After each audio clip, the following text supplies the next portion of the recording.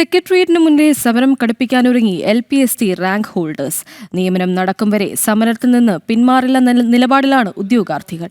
പ്രതിപക്ഷത്തിരുന്നപ്പോൾ പറഞ്ഞ വാക്ക് VD സതീശൻ പാലിക്കണമെന്നും BJP സംസ്ഥാന വൈസ് പ്രസിഡന്റ് ഷോൺ ജോർജ് ആവശ്യപ്പെട്ടു.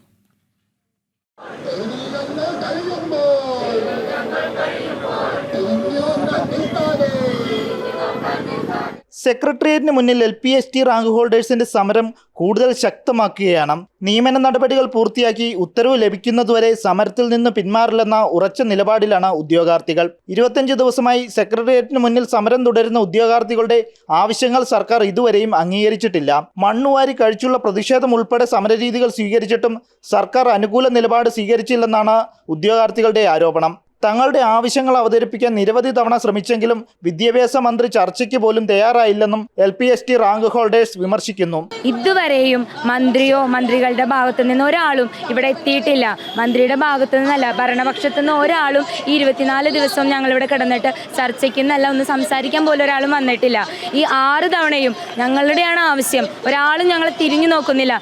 ഞങ്ങളാണ് അങ്ങോട്ട് ഞങ്ങളുടെ വിഷമങ്ങൾ പറയാൻ, ഞങ്ങളുടെ കാര്യങ്ങൾ ബോധിപ്പിക്കാൻ വേണ്ടിയിട്ട് അങ്ങോട്ട് ചെന്ന് പാസ് എടുത്ത് കാത്തിരുന്ന് മണിക്കൂറുകളോളം കാത്തിരുന്ന് മന്ത്രിയെ കണ്ട് ഞങ്ങളുടെ വിവരങ്ങൾ ധരിപ്പിക്കുകയാണ് ഉണ്ടായത്.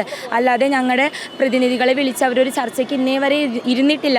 ഉദ്യോഗാർത്ഥികളുടെ ന്യായമായ ആവശ്യങ്ങൾ അംഗീകരിച്ച് അടിയന്തരമായി നിയമന നടപടികൾ ആരംഭിക്കണമെന്നും BJPയുടെ എല്ലാ പിന്തുണയും സമരത്തിനുണ്ടാകുമെന്നും BJP സംസ്ഥാന ഉപാധ്യക്ഷൻ ഷോൺ ജോർജ് വ്യക്തമാക്കി.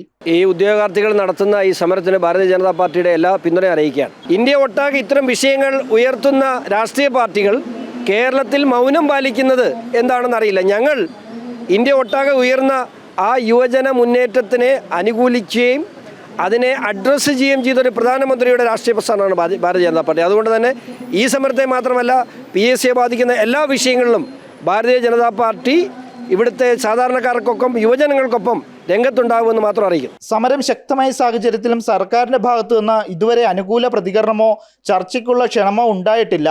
നിയമനങ്ങൾ നടക്കും വരെ സമരത്തിൽ നിന്ന് പിന്മാറില്ലെന്ന ഉറച്ച നിലപാടിലാണ് ഉദ്യോഗാർത്ഥികൾ. ജനം, തിരുവനന്തപുരം.